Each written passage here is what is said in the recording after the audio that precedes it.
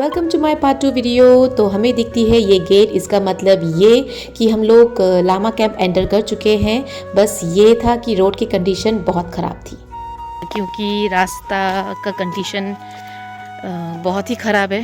जैसे कि आप देख रहे हो, मुझे आधा रास्ता थोड़ा चलना पड़ रहा है क्योंकि यहाँ पे काम चल रहा है रास्ते का। तो यस, इसलिए मैंने इतना वीडियो नहीं लिया है। मिलती हूँ आपसे वहीं पहुँचने के बाद। तो यहाँ सबके घरों में ये कलरिंग फ्लैग्स यानी कि टिबेटन प्रेयर फ्लैग लगा हुआ था, जिससे कि घर बहुत कलरफुल लग रहे थे। प्रेयर फ्लैग्स यानी कि पॉजिटिविटी, एनर्जी का प्रतीक है और ये मानते हैं कि prayer flags peace, strength, compassion और विजडम को प्रमोट करता है। तो फाइनली हम पहुंच गए थे लामा कैंप मोनेस्ट्री। और पता नहीं, जब भी मैं मोनेस्ट्री गई हूँ एक अलग ही जोन में चली जाती हूँ।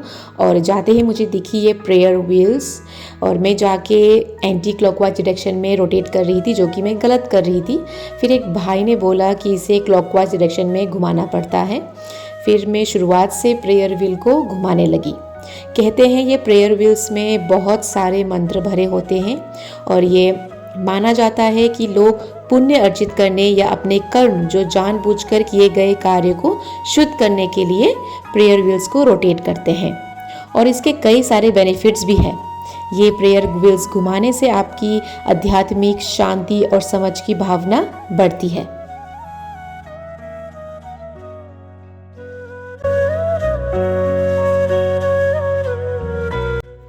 तो यहाँ क्योंकि मोनेस्ट्री का दरवाज़ा बंद था तो मेरे हस्बैंड बात कर रहे थे।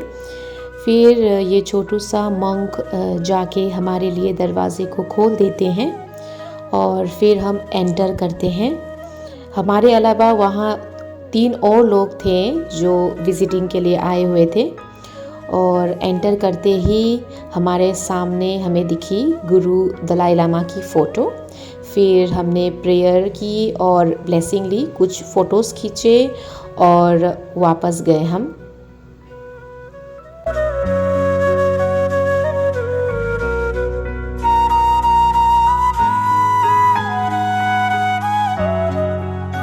तो रास्ते में हमें दिखी ये रेस्टोरेंट और हम एंटर करते हैं क्योंकि हमें बहुत भूख लगी थी। लंच के लिए हम लोग वहाँ रुके, हम लोग ने ऑर्डर किए खाना। और पीछे मुझे ये जगह अच्छी लग रही थी फ़ोटो के लिए, तो मैं बता रही थी मुझे वहाँ फ़ोटो लेनी है। हम लोग का लंच भी हो चुका है और अभी हम लोग जाएंगे मेला, तेजू मेला, क्योंकि हम लोग सुबह आए थे एक्चुअल में तेजू मेला देखने के लिए। पर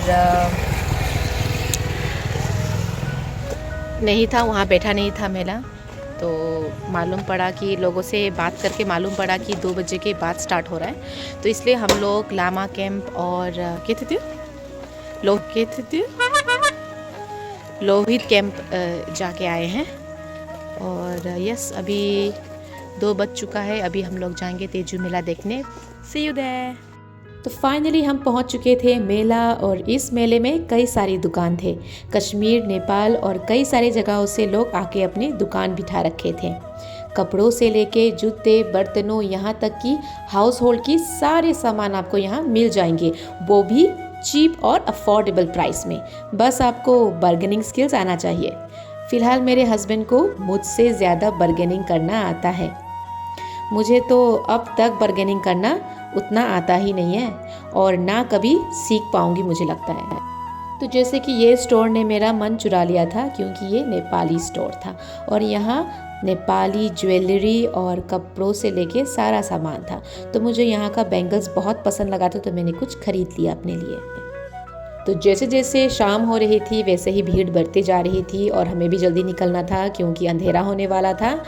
तो लास्ट में मुझे फ्लावरिंग स्टोर दिखा, तो मुझे सक्लेंट प्लांट भी लेना था पर नहीं ले पाई कुछ वजह से। फिर लास्ट में अपने घर की मंदिर के लिए कुछ मैंने सामान भी लिया। तो हमने भी कई सारे शॉपिंग करे, घर के लिए सामान कुछ खरीदे और अपने लिए भी। तो मैं तो कहूँगी आप लोगों को ज़रूर आना चाहिए और अपना बार्गेनिंग स्किल ट्राई करना चाहिए।